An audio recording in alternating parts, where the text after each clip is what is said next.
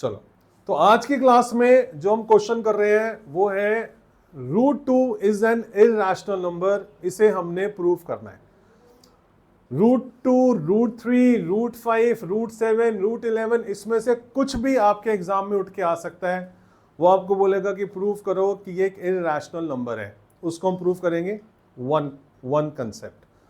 Second, an irrational number if is multiplied by non-zero rational number is बिल्कुल सही जवाब।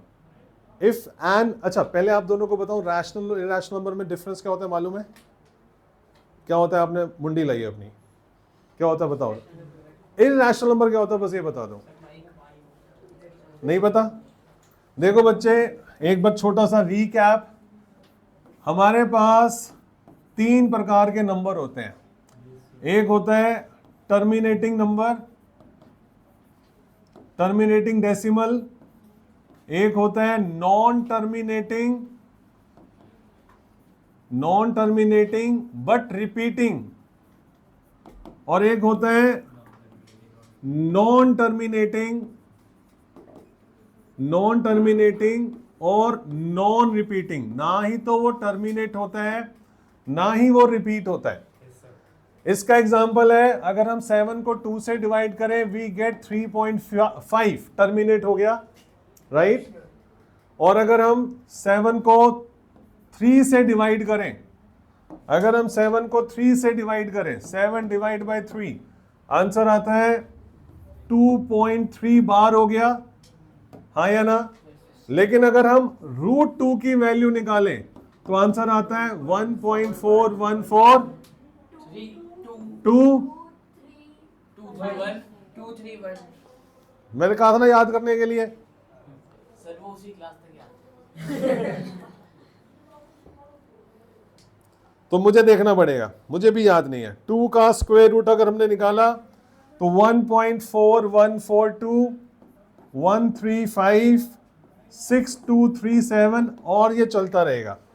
क्या ये टर्मिनेट हो रहा है? क्या ये रिपीट हो रहा है? तो जो नंबर टर्मिनेट भी नहीं होता, रिपीट भी नहीं होता, उसे हम कहते हैं नॉन टर्मिनेटिंग, नॉन रिपीटिंग।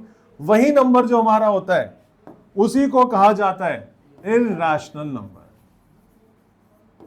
क्या कहा जाता है? Irrational number. और ये दोनों जो नंबर होते हैं इन दोनों को कहा जाता है रैशनल नंबर। ठीक है? तो very important theorem, very important concept कि हमें इस चीज को प्रूव करके बताना है कि जो √2 है, तू हंस क्यों रहा है?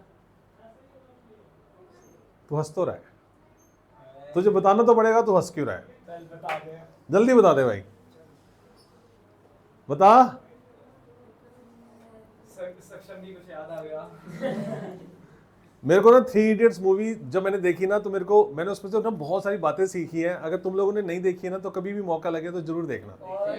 देखिए, आमिर खान बैठा होता है क्लास के अंदर, ऐसे ही हंस रहा होता है। प्रोफेसर कहता है व्हाई आर यू स्माइलिंग, वो बाद में why are you smiling sir, ऐसे ही सर।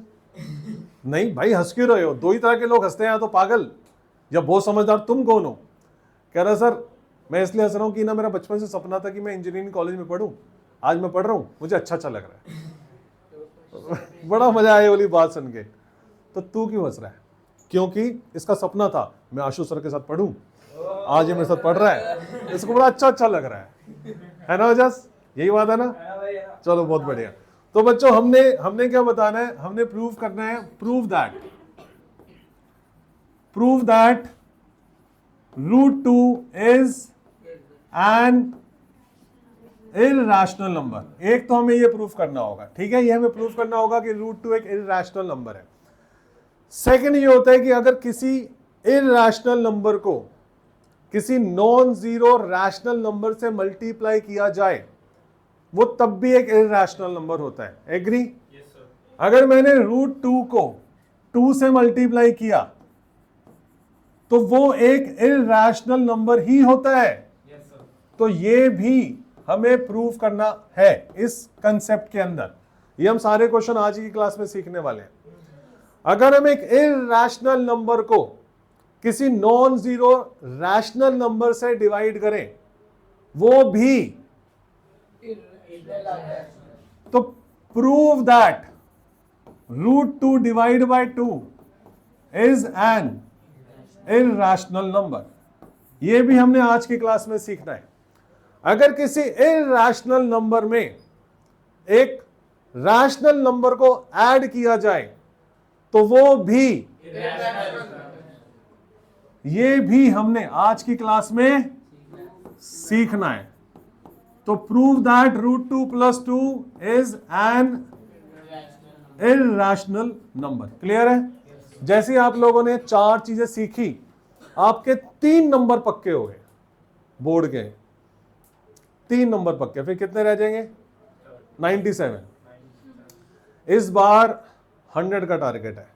जागृति ने स्टैंडर्ड्स को इतना हाई कर दिया है कि अगर अब आप 91, 92 नंबर लेकर आओगे तो मेरे को लगेगा कि महानालायक बच्चा था ये। ठीक है? तो जागृति, तूने खुद एक स्पाइडरमैन मूवी देख रहा था मैं, कौन सी सबसे पहले वाली, सबसे पहले वाली, नंबर 1। जैसे ही वो स्पाइडरमैन बनता है और उसको पता चल जाता है कि मेरे अंदर इतनी सारी ताकतें हैं, तो उसके पापा को ना शक होने लग जाता है कि इसके अंदर कुछ बदलाव आ रहा है।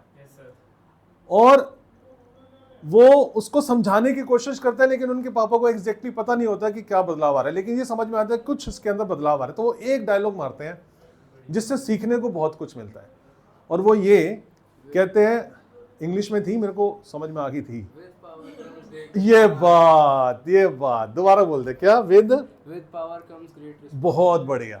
उसके पापा बोलते हैं with powers comes great responsibility. तेरे को ये अभी तक कैसे याद है भाई?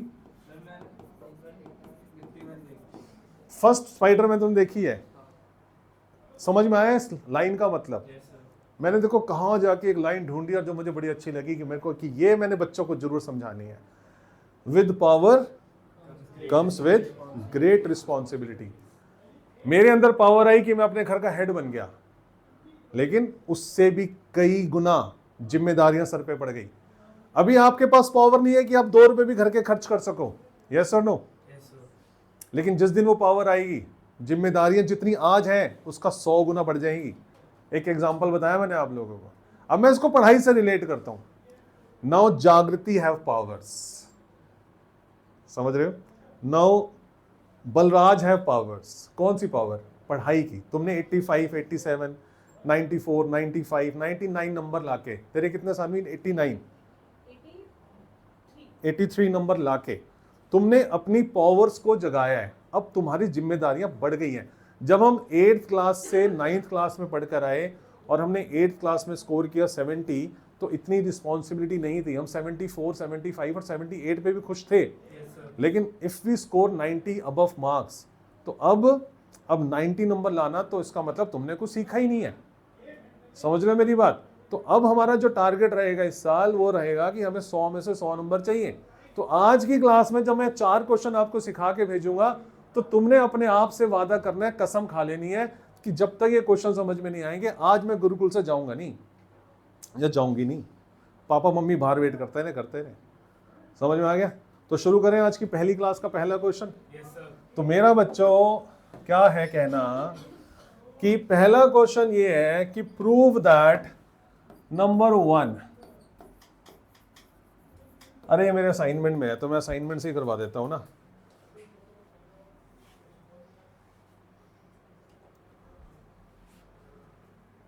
और हमारा है रियल नंबर फॉर क्लास, इसे हम शेयर कर लेते हैं सर, EZ राइट में चला लेते हैं और हम इसे ढूंढते हैं। देखना जरा कौन से पेज नंबर पे। नहीं रहने दो, आपका अलग है, मेरा अलग है। मेरे पेज नंबर अलग है, तुम्हारे पेज नंबर अलग है। क्वेश्चन नंबर 42 है। दिखाइयो क्या लिखा हुआ है यहाँ पे। अरे ये नहीं, जो मैं आज करवा रहा हूँ मैं वो देख रहा हूँ। यहाँ से क्वेश्चन नंबर 57 से, ठीक है।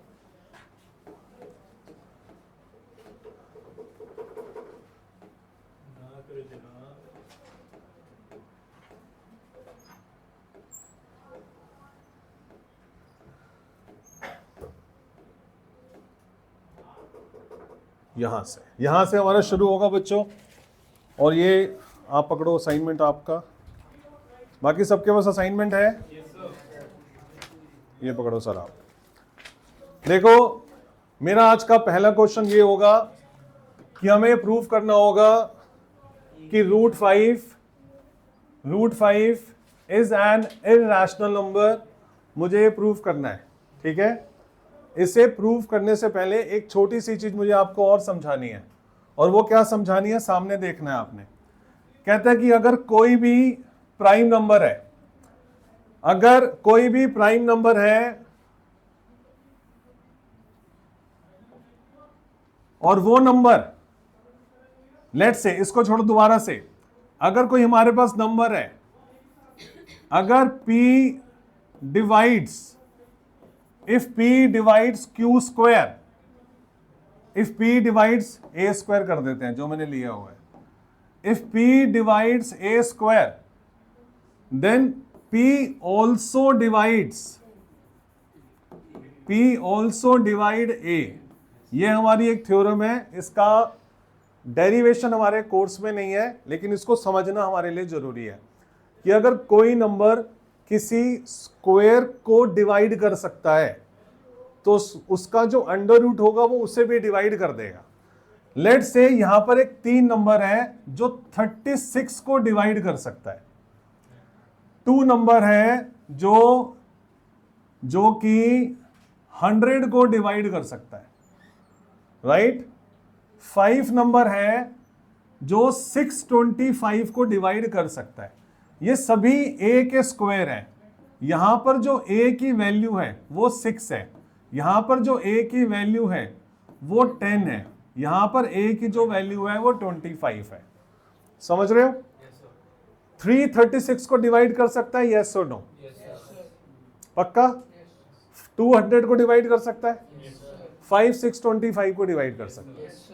तो हमने अगर 36 को A से डिवाइड किया तो आंसर आ रहा है 12, और उसी के A को अगर हमने A से डिवाइड किया तो 6 को अगर 2 से डिवाइड किया तो आंसर आ रहा है 3। अगर हमने 100 को 2 से डिवाइड किया, आंसर आ रहा है 50, डिवाइड हो रहा है, और उसी का स्क्वायर रूट 10 को अगर 2 से डिवाइड किया, हमारा आंसर आ रहा है 5। अगर हमने 625 को 5 से डिवाइड किया, 125 आंसर आ रहा है, बट उसी के स्क्वायर रूट को 25 को 5 से डिवाइड किया, तब भी हमारा आंसर 5 आ रहा है। तो हमारे पास एक छोटा सा कंसेप्ट ये है कि अगर किसी स्क्वायर को हमारा कोई प्राइम नंबर डिवाइड कर सकता है, number, that number should be prime. अगर किसी के स्क्वायर को हमारा कोई प्राइम नंबर डिवाइड कर सकता है तो उसके स्क्वायर रूट को भी वो सेम नंबर डिवाइड कर देता है। तो if P divides A square, P also divide A and P is a prime number. हाँ जी, 6 डिवाइड बाई 3 ही होना चाहिए, जिससे आंसर हमारा आएगा 2। ठीक है, फिर से एक बार रिपीट कर लो, इसको समझ लो कि if P divides A square, समझ में आया? If P divides A square तो P ऑल्सो डिवाइड A। याद रहेगी ये वाली बात? आगे बढ़ते हैं। अब मैं अपने क्वेश्चन की तरफ जा रहा हूं, मैं इतनी देर से बोले जा रहा हूं, करवा नहीं रहा, लेकिन मैं अब मेरे को ये बताना है कि रूट 5 जो है एक इरैशनल नंबर है, ये मुझे प्रूव करके बताना है। हम क्या करेंगे, हम ना इसका उल्टा सोचेंगे। वो कह रहा है रूट 5 एक इरैशनल नंबर है, हम इसका उल्टा सोचेंगे। तो उल्टा क्या होता है? हाँ, हम सोचेंगे वो रैशनल है। उसने बोला प्रूव करो ये इरैशनल नंबर है, तो हम क्या बोलेंगे? लेट मी अज्यूम दैट, कि मुझे ये अज्यूम करने की अनुमति दी जाए कि root 5 is a rational number. हमने ये माना कि ये एक रैशनल नंबर है, and if root 5 is a rational number, और अगर ये एक रैशनल नंबर है, then it can be write in the form of P by Q, क्योंकि जितने भी रैशनल नंबर्स होते हैं उसको P by Q की फॉर्म में लिखा जाता है। And P and Q are coprime numbers. कौन से number? Coprime numbers. And coprime number क्या होता है गुरनूर? भूल गया, याद है? 3 और 5 जैसे मुझे डेफिनेशन बता दे हिंदी में कि को प्राइम नंबर क्या होता है। दो ऐसे numbers,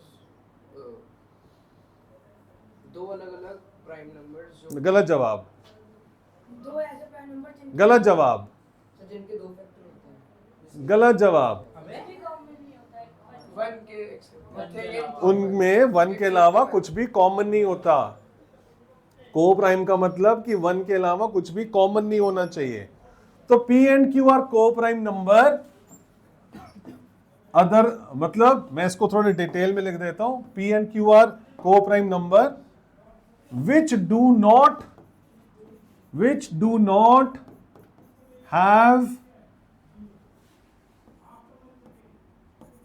not have any common integer other than 1। भाई साहब ये लिखना जरूरी है इस क्वेश्चन के स्टार्टिंग से पहले। ये बताना जरूरी है कि हम क्वेश्चन को प्रूव किस डायरेक्शन में लेके जा रहे हैं, क्योंकि √5 एक इरैशनल नंबर है।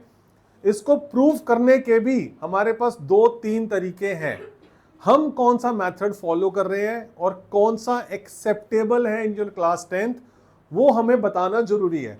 तो हमने ये बताया कि √5 को हम ये मान रहे हैं कि वो एक रैशनल नंबर है जिसको P/Q की फॉर्म में एक्सप्रेस किया जा सकता है।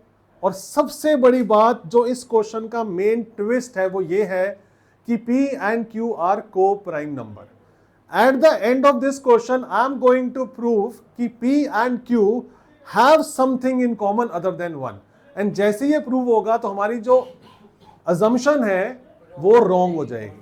हमारी अजम्पशन रॉन्ग हो जाएगी और P/Q के बीच में कुछ कॉमन निकलने की वजह से ये रैशनल नंबर नहीं रहेगा। ठीक है, तो ये मेरे क्वेश्चन की स्टार्टिंग है, ये मेरा पहला स्टेप है। कोई डाउट है बच्चों यहां तक? बड़े आ गए। अब स्टेप नंबर 2, स्टेप नंबर 1 हो गया, आप इसे आराम से नोट कर लेना। अब स्टेप नंबर 2 में आपने क्या लिखना है?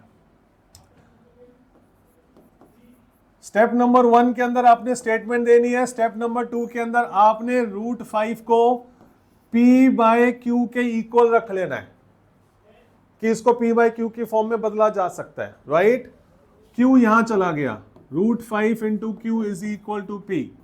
देन हो गया स्क्वेयरिंग बोथ साइड। आप इसका स्क्वायर बोथ साइड्स कर दोगे, यहां पर आ जाएगा 5Q² is equal to P²। ठीक है, मुझे दुनिया का कोई भी ऐसा नंबर बताओ जो 5 से डिवाइड होता हो, बताना आराम से। क्या बोला? 25। क्या बोला? अगला बोलो 125। कोई और बोलो? अच्छा, कोई और बोलो? 31। दोबारा से 3125।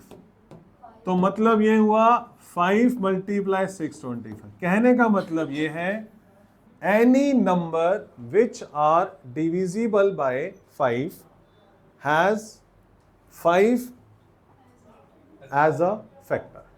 उसके अंदर 5 फैक्टर के तौर पर होगा, और अगर वो फैक्टर के तौर पर होगा तो वो 5 से डिविजिबल होगा। कोई नंबर 5 से डिविजिबल होगा तो उसके फैक्टर में 5 होगा। ये बात समझ गए?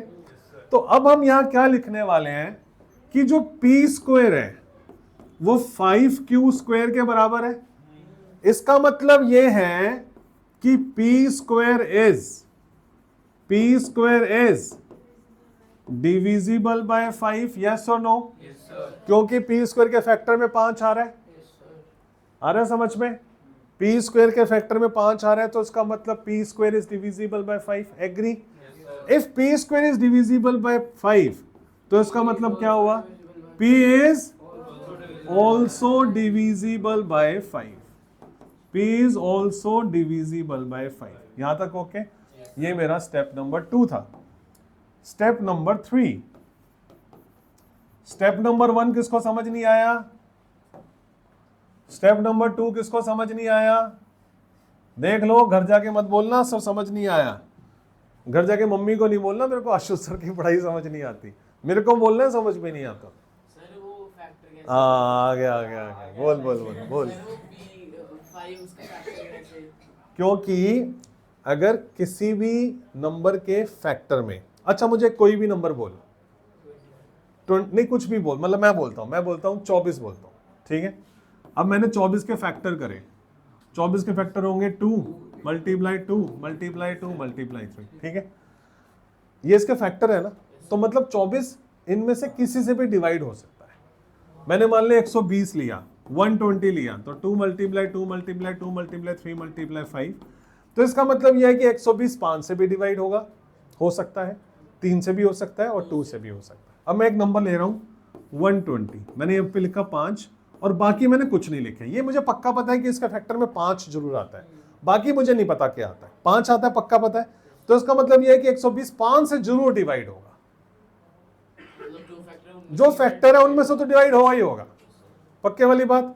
अब यहां पे लिखा हुआ जो पी स्क्वायर है वो 5 इंटू क्यू स्क्वायर है। अगर P square 5 into Q square है तो इसका मतलब क्या हुआ कि ये किससे डिवाइड होगा, 5 से तो डिवाइड होगा ही होगा, राइट। बाकी किसी और से होता होगा तो होता होगा, मेरे को उससे कोई मतलब नहीं, 5 से तो होगा ही होगा। ठीक है भाई, चले आगे। बहुत बढ़िया। अभी हम स्टेप नंबर 2 पर थे, अब हम स्टेप नंबर 3 पर जा रहे हैं। जब मेरे को यह समझ में आ गया कि P is also divisible by 5, तो क्या मैं P को ऐसे लिख सकता हूं, P is equal to 5n। ये मैंने लेट कर लिया। अगर कोई नंबर 5 से डिवाइड हो रहा है तो उसके फैक्टर में 5 आएगा या नहीं आएगा, आएगा। अब ये हम इसी के बारे में डिस्कस कर रहे हैं। तो मैंने लिख लिया कि P is equal two factor of 5, और फैक्टर कहां पर है, n पर है। मुझे नहीं पता क्या है, क्योंकि मुझे P की वैल्यू नहीं पता। मुझे P की वैल्यू बता दो मैं n बता दूंगा, आप मुझे P की वैल्यू नहीं बताओगे मैं भी n नहीं बताऊंगा। तो P इज इक्वल टू क्या आया, 5n आया। क्लियर, समझ में आया ये वाली बात। P 5n के बराबर क्यों आया है, इस लाइन की वजह से, because P is divisible by 5, because P is divisible by 5, तो P के फैक्टर में 5 आएगा, हाँ या ना। और अगर किसी के फैक्टर में 5 आ रहा है तो वो से डिविजिबल होगा। दो ही बातें हैं, अगर किसी के फैक्टर में 5 आ रहा है तो 5 से डिविजिबल होगा, और अगर कोई नंबर 5 से डिविजिबल है तो उसके फैक्टर में 5 आएगा, हाँ या ना। अभी हमने यहां पे प्रूव किया कि P इज डिविजिबल बाय 5, तो P के फैक्टर में 5 आएगा, यस और नो, पक्के वाली बात। अब क्या करना है, अब आपने ये जो इक्वेशन थी ना दिस वन, इसे उठा लो, P square is equal to 5q square, और यहां पर जो P की वैल्यू आपने निकाली वो डाल दो, P की जगह डाल दो 5n का 5n। अब यहां पर आ गया 25n square is equal to 5q square, ये कटिंग हो गई, यहां पर आ गया 5 और q स्क्वायर की वैल्यू आ गई 5n स्क्वायर, यस और नो। तो अब हम क्या लिखने वाले हैं, हम लिखने वाले हैं q square is divisible bye, q square is divisible by 5, और अगर q स्क्वायर 5 से डिविजिबल है तो उसका मतलब क्या है, q is also divisible by 5 from this equation and from this equation। अब मेरा शुरू होगा स्टेप नंबर 4। स्टेप नंबर 4 में क्या लिखेंगे, P and Q both are divisible by 5, दोनों के दोनों 5 से डिविजिबल है। Therefore our assumption is wrong, right? Because it is contradict with our assumption that P and Q do not have any other common factor other than 1, है ना। तो आपने वो लाइन लिखनी हो तो लिख दो, लेकिन इतना भी बहुत है। So our assumption is wrong, therefore root 5 is an irrational number। That's it, हो गया। किसको समझ में नहीं आया उसको कसम है अपने सिर की, उसको कसम है अपने सिर की, सर नहीं सिर। हाँ, स्कूल में कोई और तरीके से हुआ है। और कौन सा तरीका भाई, सर जो ये एक मिनट रुक जा, जैसे आपने क्यू को पहले, हाँ जी, हम जैसे स्टेप 3 में P कुछ भी, m ले ले, l ले ले, अल्फा ले ले, बीटा ले ले, गामा ले ले, कुछ भी ले ले, n तो जस्ट एक बताने का जरिया है कि उसके फैक्टर में 5 है। ठीक है जी, बढ़े आगे, चले आगे, अगला क्वेश्चन देखें। अब अगला क्वेश्चन है हमारे पास, कहते हैं कि prove that 3 + 2 √5, 3 + 2 √5 is in irrational number. यहां पर अब जो मेरी बात है ना, हो सकता है आपके टीचर्स के साथ कॉन्ट्राडिक्ट करें, पता नहीं, बहुत सारे टीचर ऐसा करवाते हैं। अगर ये क्वेश्चन बोर्ड में आ गया, लिखा है कि 3 + 2 √5 एक इरैशनल नंबर है, इसे प्रूव करो, तो वो कहते हैं कि पहले तो आप ये प्रूव करो कि √5 एक इरैशनल नंबर है। जो हमने अभी अभी सीखा वो पूरा कंसेप्ट दोबारा से करने के लिए बोलते हैं, और फिर स्टेटमेंट के साथ इसको खत्म करते हैं कि अगर एक इरैशनल नंबर के अंदर रैशनल नंबर को ऐड किया जाए तो वो एक इरैशनल नंबर होता है। टोटली रॉन्ग है, 100% रॉन्ग है, इस तरीके से करना ही नहीं है। हमें ये नहीं प्रूव करना है कि √5 इज एन इरैशनल नंबर, हमें ये प्रूव करना है कि अगर एक इरैशनल नंबर के अंदर रैशनल नंबर को ऐड किया जाता है तो वो एक इरैशनल नंबर होता है। हमें ये चीज प्रूव करनी है। हमें √5 एक इरैशनल नंबर है, ये ऑलरेडी पता है। अगर वो स्पेशली एक क्वेश्चन बनाया जाए कि prove that √5 is an irrational number, तब हम वो करेंगे जो भी अभी हमने सीखा। लेकिन अगर हमें कोई ये बोलेगा कि प्रूव दैट कि 2 + √5 इज एन इरैशनल नंबर, तो मुझे 2 + √5 को कंसीडर करना है, ना कि सिर्फ √5 को कंसीडर करना है। √5 already is an irrational number. Got it what I want to say? Yes, sir. I'm day by day I'm improving my English also. Duolingo, sir. आगे बढ़े तो भाइयों, हम इस क्वेश्चन को उसी प्रकार शुरू करेंगे। हम बोलेंगे let us assume that कि 3 + 2 √5 is a rational number, right है? Yes, sir. हमने अज्यूम कर लिया। अगर हमने ये अज्यूम कर लिया तो फिर से वही वाली पूरी स्टेटमेंट आएगी कि P and it can be right in the form of P/Q। लिख दो दोबारा से। So it can be right in the form of P/Q, and P and Q do not have any common factor, do not have, नहीं, वैसे इसकी need नहीं है, ये लाइन लिखने की नीड नहीं है। बस इतना लिख दो कि it can be write in the form of P/Q, क्योंकि मैं उस तरीके से इसको सॉल्व ही नहीं करने वाला। समझ में आ गया बच्चों? तो हमने इसे अब शुरू कैसे करना है? अब हमने इसे शुरू करना है कि it can be write in the form of P/Q। तो यह आ गया 3 + 2 √5, राइट है? Yes, sir. अब आप हैरान होने वाले हो कि ये क्या हो गया। बिल्कुल सही जवाब। आप 3 को दूसरी तरफ ले जाओगे, यहां पर 2 √5 बचेगा। 2 को Q, फिर आप 2 को नीचे ले आओगे Q, sir. तो आप ले आओगे P/2Q माइनस में 3/2 और यहां पे √5। ये आपका था स्टेप नंबर 1, ये आपका था स्टेप नंबर 2। अब मोस्ट इंपॉर्टेंट स्टेप नंबर 3, जिसको बच्चे थोड़ा सा मिस कर जाते हैं। मोस्ट इंपॉर्टेंट स्टेप नंबर 3, आपने P/2Q माइनस में 3/2 के बारे में डिस्कस करना और बताना कि ये क्या है। P/2Q माइनस 3/2 के बारे में डिस्कस करना है। रूट को भूल जाओ अभी। अब आपने इसके बारे में बताना है और अपनी स्टेटमेंट देनी है। आपने बोलना है P/Q is a rational number. तो if it is multiplied by 1/Q which is also a rational number, rational number is multiplied by a rational number is a rational number। तो 1/2 को P/Q से multiply किया is a rational number। When 3/2 is subtracted, 3/2 is subtracted from 1/2 PQ, तो जो result मुझे मिलता है वो भी rational होता है। is a rational number, because rational number is subtracted from another rational number, another rational number is a rational number। मतलब इतना खुल के तो हम √5 के बारे में नहीं बोल रहे जितना खुल के हम इसके बारे में बोल रहे हैं। हमने इसके बारे में बताना है। फिर से बोलता हूं, हम बोलेंगे p by Q is a rational number, हमारी अजम्पशन है। उसको 1/2 से मल्टीप्लाई किया which is also rational number. Rational number is multiplied with another rational number is a rational number. Now we have p by 2q which is a rational number. When 3/2 which is also a rational number is subtracted from p by 2q is also a rational number. Because when a rational number is subtracted from rational number, it is a rational number. Clear? But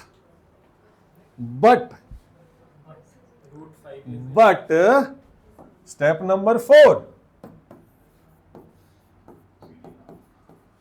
But root 5 is an irrational number which required no proof. Root 5 is an irrational number which required no proof. Sir, root 5 is an irrational number. क्या मुझे इस question में बोला गया कि root 5 को proof करो कि ये irrational number है? कई बार क्वेश्चन आता है पेपर में, उसमें लिखा आता है prove that root 5 is an irrational number and then prove that 2 + √5 is also an irrational number. अगर ऐसा लिखा होगा तब तो ये करना है, अगर नहीं लिखा तो जैसे मैंने करवाया वैसे ही करना है। क्या मुझे बोला गया रूट 5 को इरैशनल नंबर प्रूफ करने के लिए? तो जो ऑलरेडी इरैशनल नंबर है, जो मुझे पता है, तो मैं उसको प्रूफ क्यों कर रहा हूं? तो मैं नहीं करूंगा प्रूफ, राइट? तो अब हम बोलेंगे but root 5 is an irrational number. अब हमारी जो क्लोजिंग स्टेटमेंट होगी वो ये होगी, how is it possible, how is it possible क्या an rational number and irrational number are equal. ये कैसे पॉसिबल है कि रैशनल और इरैशनल नंबर बराबर आ गए? सो आप एक बार ये लिख के भी दिखा दो, p by 2q माइनस में 3/2 is equal to root 5. This is not possible. Therefore, our assumption is wrong. So 3 + 2√5 is an irrational number. Clear है बच्चों? किस किस का स्कूल में ऐसा नहीं करवाया? उन्होंने स्टेटमेंट अलग है और रूट 5 को प्रूव करवाया, उन्होंने नहीं करवाया? Thank God, thank God. को प्रूव मतलब ऐसे लास्ट में करवाया, अगर मैम मेरी 5 नंबर का है तो नहीं, नंबरों से कोई मतलब नहीं होता, नंबरों से कोई मतलब। ये पूरा करके ये थर्ड स्टेप, ये वाला पार्ट, ये वाला थर्ड स्टेप, हाँ फिर उसके बाद हाँ करवाया। ठीक है, सही है ये, ठीक है, सही है ये, गलत नहीं है। ओके, बिल्कुल सेम करवाया, बहुत बढ़िया, चलो बहुत बढ़िया, कहानी खत्म होगी। आपको समझ में आ रहा है? पक्के वाली बात, आज आप लोगों की पहली क्लास है और number system, sorry real number chapter का ये मोस्ट डिफिकल्ट क्वेश्चन है, अगर आपको लग रहा है तो। हाँ भाई बोल, थर्ड स्टेप बताना है आपने। आप बताओ 1/2 एक रैशनल नंबर है या इरैशनल नंबर है? 1/2 क्या बोला तू? दिव्यांश गुड मॉर्निंग, क्या कुछ खा पी के तो नहीं आया? ठीक है, कमजोर लग रहा है ना, नींद आ रही है। 1/2 एक रैशनल नंबर है, इरैशनल नंबर है? कैसे? अबे वो टर्मिनेट होता है। चल 7/2 बता, 7/2 रैशनल है या इरैशनल है? कैसे? तो 1/2 भी तो टर्मिनेटिंग है, तो 1/2 के लिए ऐसे क्यों कर रहा है? तो 7/2 एक रैशनल नंबर हुआ, उसको 1/2 से मल्टीप्लाई कर दे। 7/4 रैशनल नंबर हुआ, 7/4 में से 3/4 को माइनस कर दे। 4/4 1 रैशनल नंबर हुआ। तो अगर किसी रैशनल नंबर को रैशनल नंबर से मल्टीप्लाई करो तो रैशनल नंबर आता है, और रैशनल नंबर में से रैशनल नंबर को माइनस करो तो रैशनल नंबर आता है।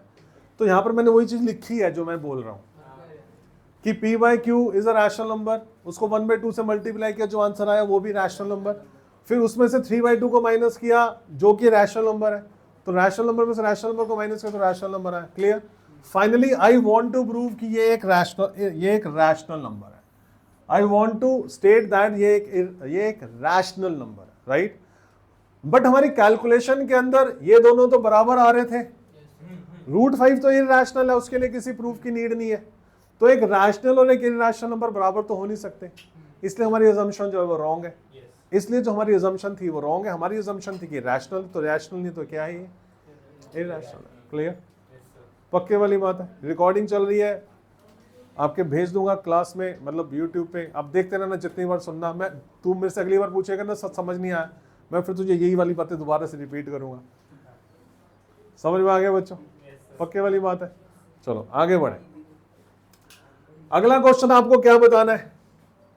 अगला क्वेश्चन आपको बताना है कि 1/√2 का इरैशनल नंबर प्रूव करके बताना है। क्या बताना है बच्चों? 1/√2। तो हमने क्या किया, p/q और यहां पर है 1/√2। क्लियर? 1/p/q और यहां पर है 1/√2, और इसका जो प्रूफ होगा वो बिल्कुल √5 की तरह होगा। बच्चे कई बार इसको भी शॉर्टकट तरीके में करने की कोशिश करते हैं, बट ये वैसा नहीं है। अगर फिर से देखो कंसेप्ट क्या है, √2 एक रैशनल इरैशनल नंबर है, ये प्रूव करना है। √2 को किसी से डिवाइड कर दो, वो इरैशनल नंबर है, प्रूव करना है। √2 को किसी से मल्टीप्लाई कर दो, वो इरैशनल नंबर है, प्रूव करना है। √2 में कुछ प्लस कर दो रैशनल, तो वो एक इरैशनल नंबर है, ये प्रूव करना होता है। ठीक है? ठीक है बच्चों? तो इसको करने का तरीका क्या रहेगा, क्रॉस मल्टीप्लाई। सारी स्टेटमेंट वही मैं रिपीट नहीं कर रहा, आप लोग अपने आप लिखोगे जब अपनी होमवर्क क्लास वर्क कॉपी में इसे करोगे। क्या स्टेटमेंट है इसकी Balraj? Let us assume that it is an it is a rational number. फिर which can be write in the form of which do not have any common factor other than, और फिर हम ये स्टार्ट कर देंगे। तो यहां पर आ जाएगा √p is equal to q। फिर होगा squaring both side. Squaring both side में ये आ गया 2p² is equal to q²। q² की वैल्यू आ गई 2p²। फिर हम लिखेंगे कि q² के फैक्टर में 2 आ गया, तो इसका मतलब q² इज डिविजिबल बाय, तो इसका मतलब ये हुआ कि q² इज डिविजिबल बाय 2। अगर q² 2 से डिविजिबल है तो इसका मतलब q is also divisible by 2। ये हो गया हमारा स्टेप नंबर 2। स्टेप नंबर 1 था स्टेटमेंट का, जो मैंने नहीं लिखा। स्टेप नंबर 2 है ये वाला, q is also divisible by 2। Step number 3, अगर q इज डिविजिबल बाय 2 तो इसका मतलब q 2m के बराबर होगा, हाँ या ना? अगर q 2 से डिवाइड होता है तो इसका मतलब q 2m के बराबर होगा। फिर आपने क्या करना है, इस q की वैल्यू को इसमें डाल देना है। ये आप उठाओगे q² is equal to 2p², q की जगह डाल दोगे 2m, और इस पूरे का स्क्वायर यहां पर आएगा 2p²। This is 4m² is equal to 2p²। Cutting हो गई, यहां पर आ गया 2m² is equal to p²। तो p² की वैल्यू आ गई 2m²। यस और नो? अगर p² के फैक्टर में 2 आ गया तो आप क्या लिखोगे कि p² इज डिविजिबल बाय 2। अगर p² इज डिविजिबल बाय 2 तो क्या होगा, p इज डिविजिबल बाय 2। भाई साहब q भी 2 से डिवाइड हो रहा है, p भी 2 से डिवाइड हो रहा है, क्लोजिंग स्टेटमेंट दे दोगे? दे दोगे क्लोजिंग स्टेटमेंट? आप बोलोगे सर p भी डिवाइड हो रहा है, q भी डिवाइड हो रहा है, both are divisible by 2। It contradicts our assumption. Our assumption says they do not have any common factor, but our proof says they have common factor as 2 have, which is wrong. Therefore, it is an irrational number. आगे बढ़े? ये note करोगे आप या अपने आप करोगे, देख लेना। ठीक है, आगे बढ़ते हैं।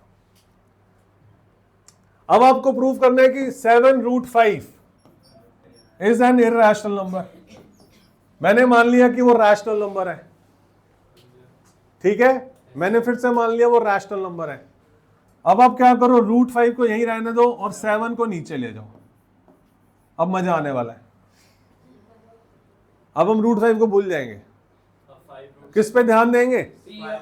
हम ध्यान देंगे p/7q पे ध्यान देंगे। मैं नहीं करवा रहा। क्या लिखोगे आप?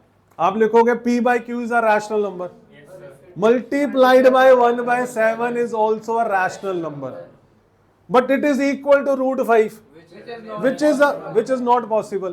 √5 is an irrational number.